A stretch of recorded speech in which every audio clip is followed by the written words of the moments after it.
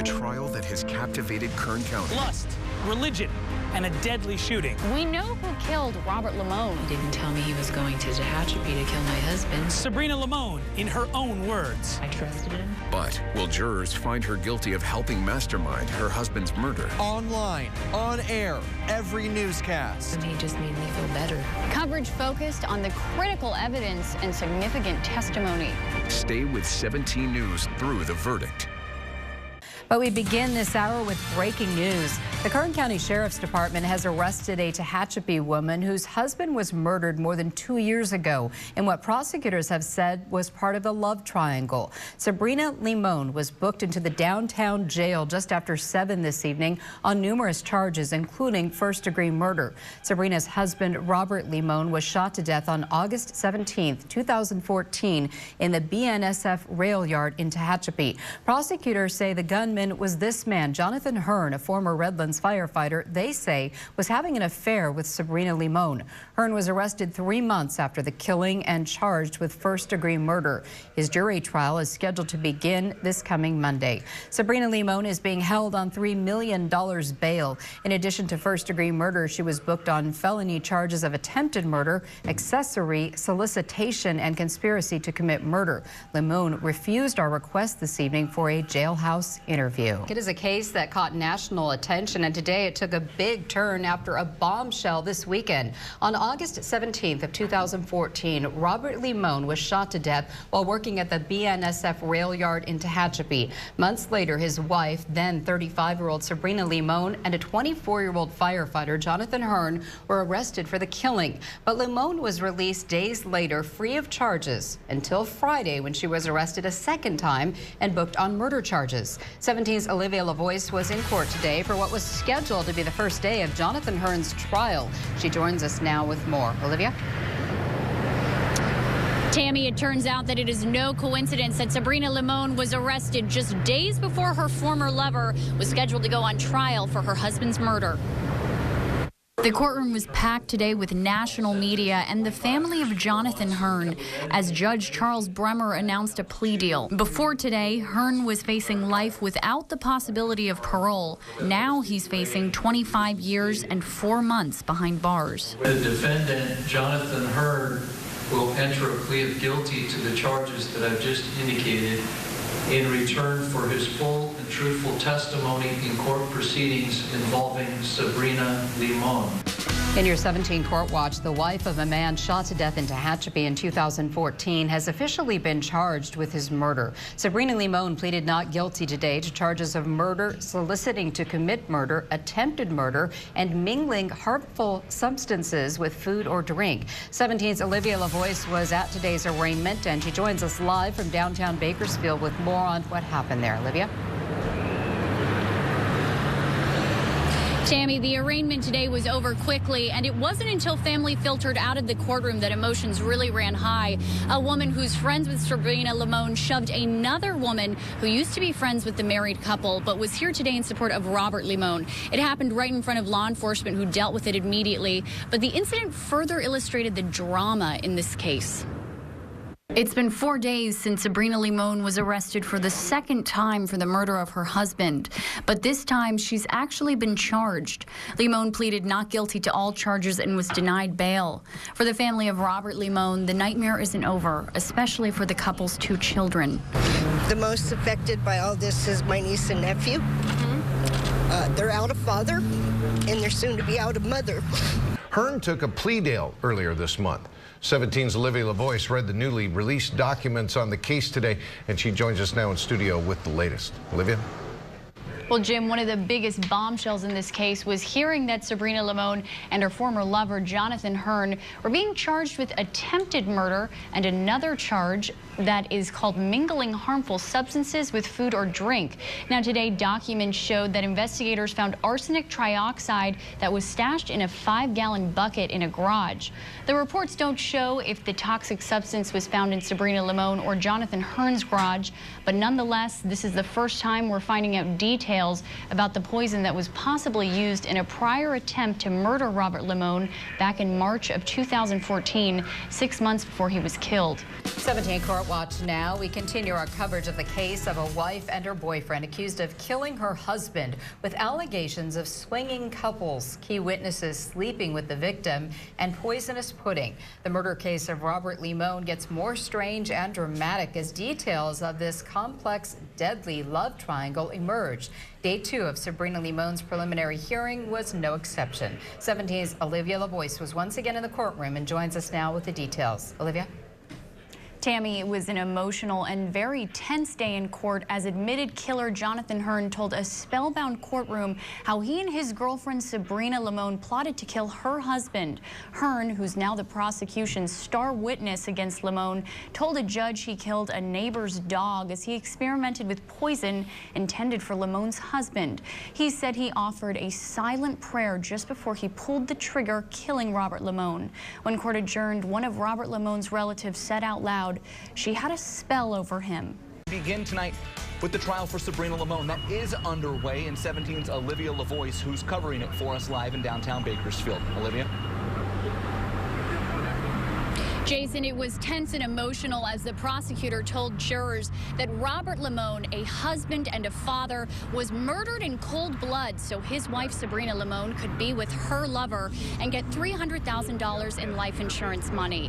And when Limon's attorney had the floor, he said that Robert and Sabrina's swinging lifestyle had taken a toll on her, made her vulnerable, and she found her way into the arms of Jonathan Hearn, who on his own decided that her husband, Robert Limon, had to die. Both sides gave their opening statements to a jury made up of mostly women. Prosecutor Eric Smith read several text messages between Sabrina Limon and her former lover, Jonathan Hearn.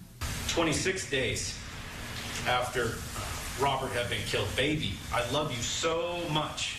That's with 11 O's. That's how much she loved him. Moving on to October 5th, 2014. Baby, you are my partner in this life to live for God. I am so ready to live life fully for you. I will wait on God's time and trust in his plan, but I am ready for us. Defense attorney Richard Terry told jurors Robert and Sabrina Limon had a unique marriage. Now, there's been a lot of talk about this case being a love triangle case. And it's not a love triangle, ladies and gentlemen. I would call it more a love polygon. In other words, it has so many sides that it's not limited to just 3 people. And we want to remind you that you can watch past testimony on our KGET Facebook page. We continue to provide a live stream of the trial both there and on our website, KernGoldenEmpire.com. Day 2 of the trial of the deadly love triangle case. My wife never had sex with Robert Limon. Witnesses are grilled on the stand about nude photos and wife swapping. I believe she told Jonathan to shoot Rob. There's more to this. I don't want to cause problems. Day 9 of the Sabrina Limon murder trial. After testifying for the prosecution for 6 days, it's now the defense's turn to question the man who put Sabrina Limon behind bars. Now, this is a moment that a lot of people have been waiting for. Certainly defense attorney Richard Terry, who for days has had to sit there quietly as Jonathan Hearn told jurors, yes, I killed Robert Limon, but I did it with Sabrina Limon's help. Now, keep in mind that Jonathan Hearn's testimony can make or break this case, so it's Richard Terry's job to convince jurors that they can't believe a word that he says. And he started with reminding the jury that at the end of the day, this case is built on a lot of he said, she said between the 2 former lovers, Jonathan and Sabrina. Now, just a reminder, back in January of this year, after sitting in jail for 2 years, Jonathan Hearn agreed to testify against her. In exchange, the DA's office waived the first-degree murder charge against him and gave him voluntary manslaughter. Back in January, Hearn said Sabrina helped him plan her husband's murder. He also provided them with new physical evidence that further proved his involvement in the crime. With regards to the issue on the poison that you told them about, that evidence also is a part of your deal that your attorney worked out for you, is that they could not, if you didn't reach an agreement, you had to go to trial in your case, that Mr. Smith couldn't use that against you, right? Yes, sir. So I'm a bit of a poker player. That's what we would call a free roll. In other words, you got a free shot at this. without any consequence to you, right? I'm not sure of the game of poker. All that information you gave the police,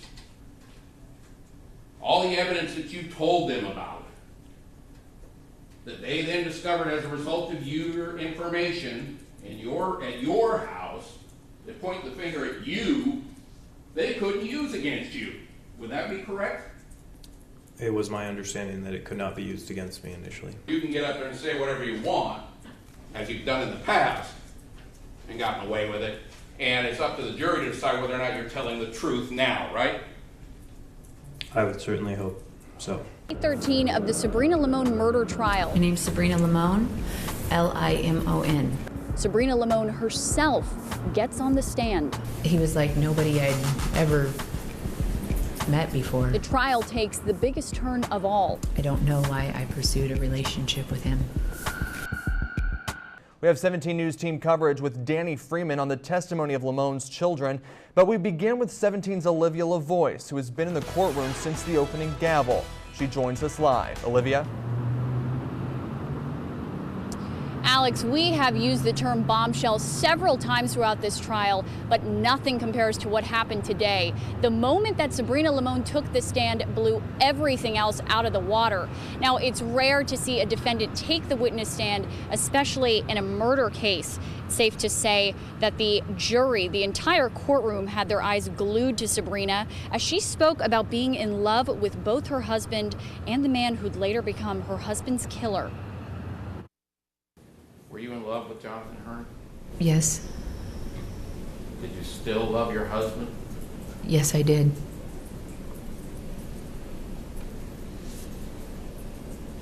Were you wanting to give up your life with Rob to be with Jonathan? No. Why not?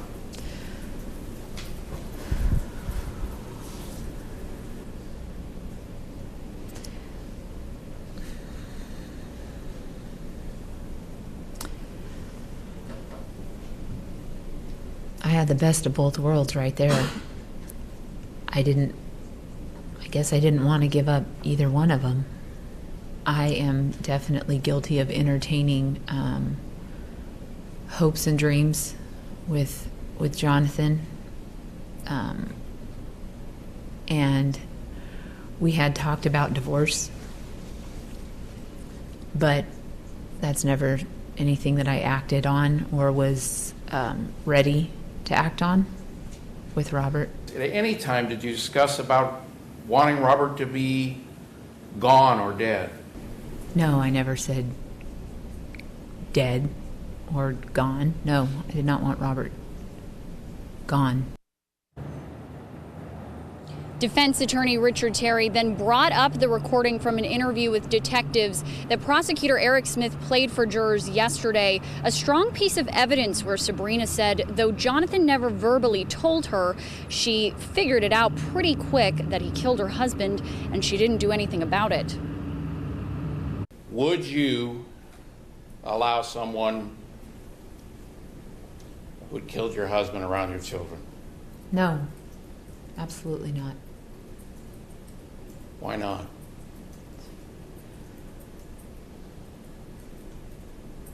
Because I wouldn't allow that.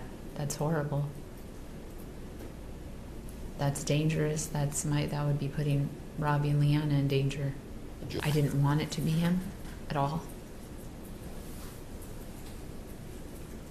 I don't know. Did you begin to believe it could have been him? There were multiple things that were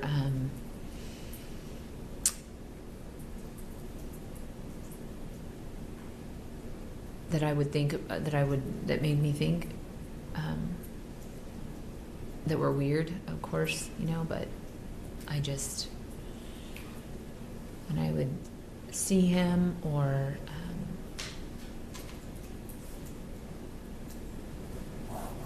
talk to him, he just made me feel better, and I didn't believe it. You continue to believe that Jonathan wasn't capable of doing that? I did not believe he was capable of doing that.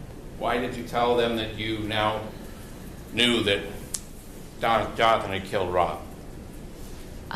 Through the investigation, or through the, I guess, interrogation, I was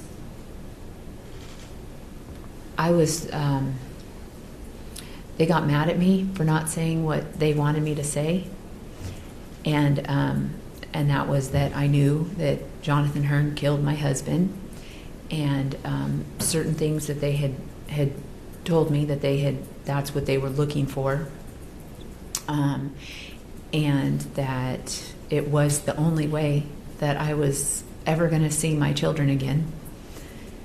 And so they did like the good cop, bad cop thing to me, and I was scared.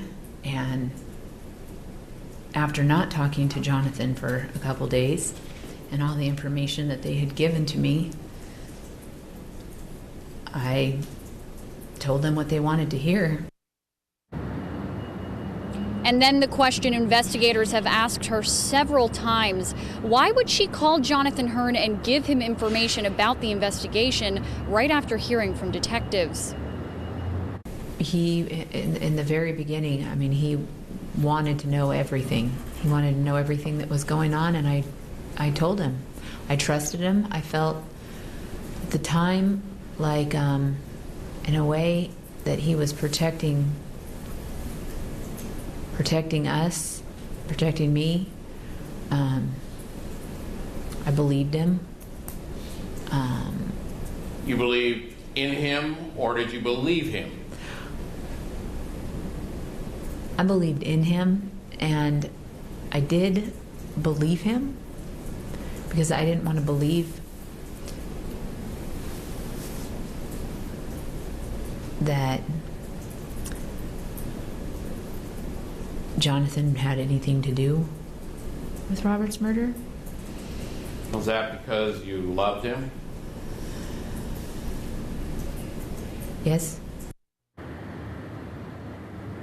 Then about 30 minutes before break, prosecutor Eric Smith got his chance to cross-examine the woman who he says coldly plotted her husband's death so she could be with her younger lover and get life insurance money. He immediately pounced on the notion that Jonathan Hearn had any control over her. We've seen photographs that you sent to Jonathan Hearn. Yes. Notes that you've written to Jonathan Hearn. Yes. You went to his house on your own. Yes, I did. You allowed him to come to your house for sex.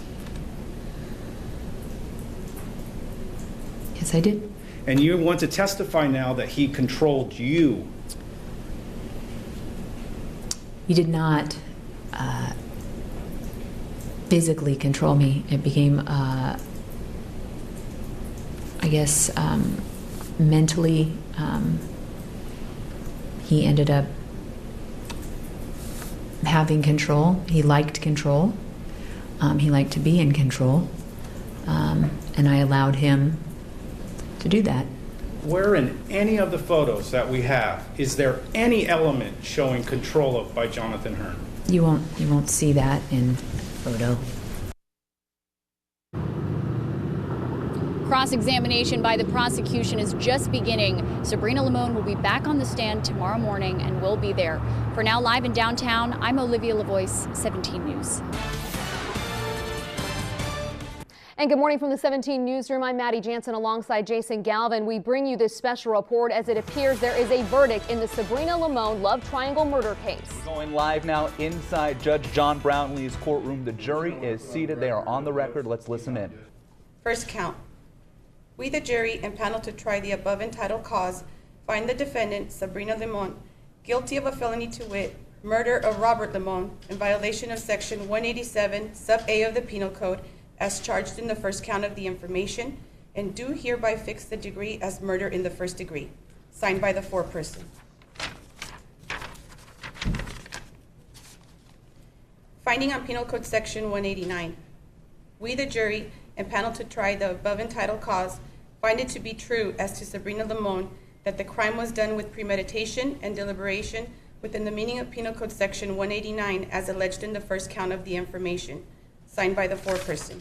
But again, Sabrina Limon will face sentencing on November 3rd for the charges she was found guilty of, 4 of the 6 charges. We will have continuing coverage of this. We have several reporters there at the courthouse right now. We will have full coverage coming up on 17 News at noon, 5 and 6, as well as on our website, KernGoldenEmpire.com. And you can also follow along on our Facebook and Twitter pages. A murder among friends. I'm just freaking out. The trial that brings their secrets to light. It's a lifestyle that I don't expect people to understand.